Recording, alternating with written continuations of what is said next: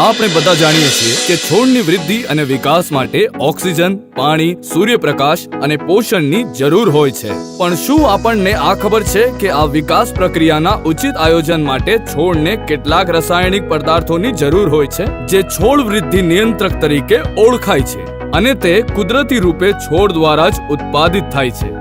તેમને ફાઇટોહોર્મોન, છોડનો વિકાસ કે છોડના વિકાસ હોર્મોન સ્વરૂપે પણ ઓળખવામાં આવે છે. રામસાઇડ્સ ક્રોપ સાયન્સનું ઓલવિન ટોપ પ્લસ એક એવું જ ઉત્પાદ છે જેને જુદા જુદા કૃષિ વિશ્વવિદ્યાલયો દ્વારા પરીક્ષણ અને પ્રમાણિત કર્યા પછી એક આધુનિક છોડવર્ધક નિયંત્રકનો દરજ્જો અપાયો છે. ઓલવિન ટોપ પ્લસ પ્રમુખ વિશેષતાઓ. ઓલવિન ટોપ પ્લસ પ્રકાશ સંશ્લેષણની અસર વધારી છોડની ખૂબ વૃદ્ધિ કરે છે. ઓલવિન ટોપ પ્લસ વૃદ્ધિકોષ પેશીઓનો વિકાસ વધારે છે.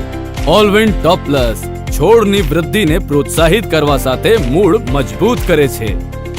ઓલવિન ટોપ પ્લસ છોડને ઓક્સિન, જીબ્રેલિન,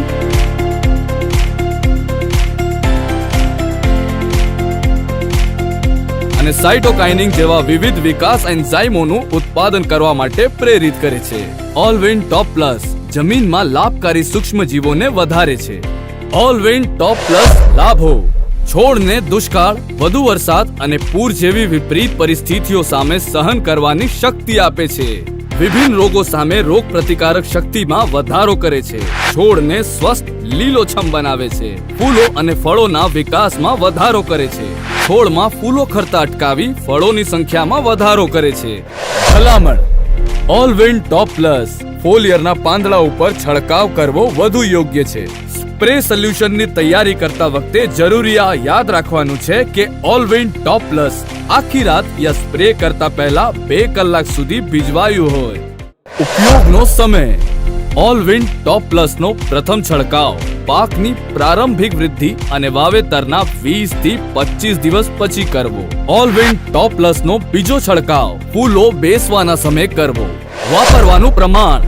ઓલવિન ટોપ પ્લસ નું પ્રમાણ 1 થી 1.5 ગ્રામ પ્રતિ લીટર પાણીમાં એટલે કે 100 થી 150 ગ્રામ પ્રતિ એકર કરો. ઉપલબ્ધ પેકેજિંગ. ઓલવિન ટોપ પ્લસ 250 ગ્રામ, 500 ગ્રામ અને 1 કિલોના પેકેજિંગમાં ઉપલબ્ધ છે. તો ખેડૂત ભાઈઓ, હવે રાહ કોની જુઓ છો?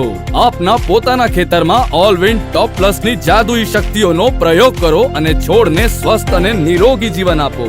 રામસાઇડ્સ ક્રોપ સાયન્સનું ઓલવિન ટોપ પ્લસ પાક વૃદ્ધિ અને પ્રજનન સંચાલનની ચાવી.